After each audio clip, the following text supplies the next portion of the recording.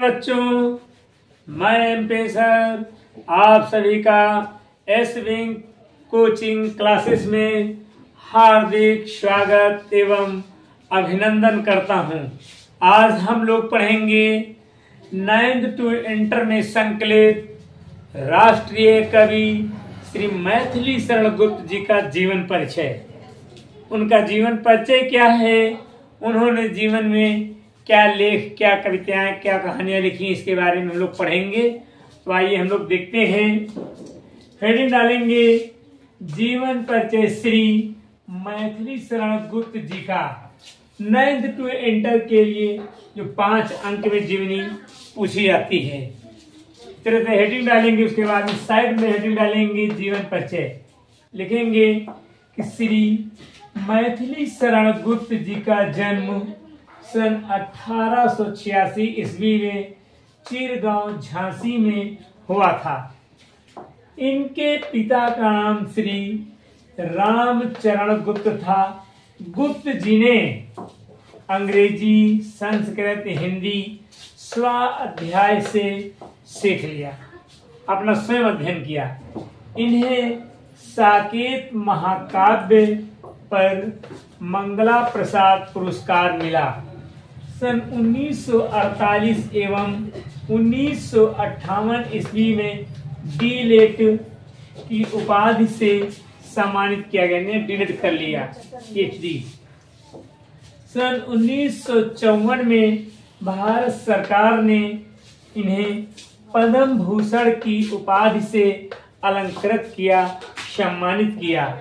ये 2 बार राज्यसभा के सदस्य भी बने।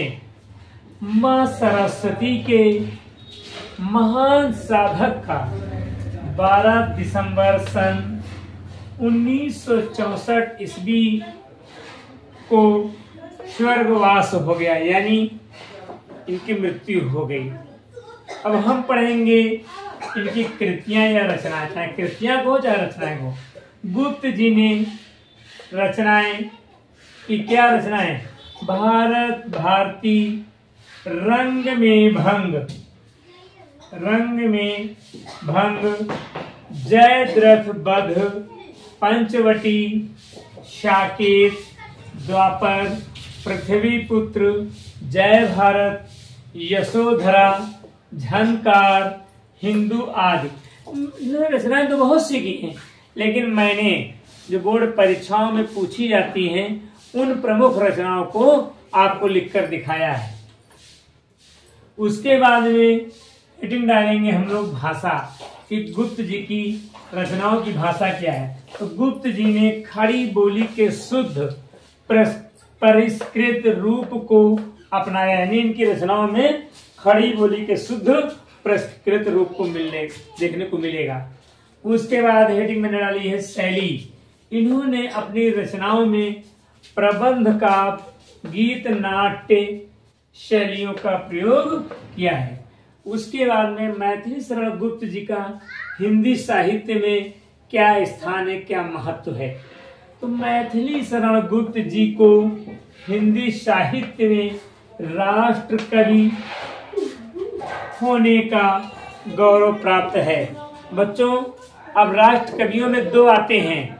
एक तो आते हैं श्री रामधारी सिंह दिनकर जी, वो द्वितीय राष्ट्र कवि हैं।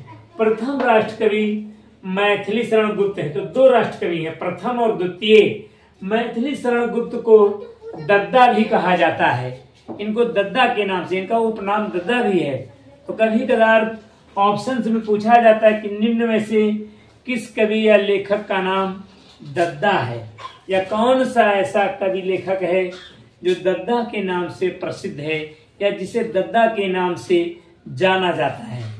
तो बच्चों, आप इस मैथिली शरण गुप्त जी के संक्षिप्त जीवन परिचय का स्क्रीनशॉट लो और आप सभी से कहना है कि आप लोग हमारे एसवी कोचिंग क्लासेस को ज्यादा से ज्यादा शेयर करें, लाइक करें, सब्सक्राइब करें, ताकि हमारे लेखक मंडल द्वारा जो परिश्रम हो रहा है उस परिश्रम का सार्थक फल उन्हें भी मिल सके।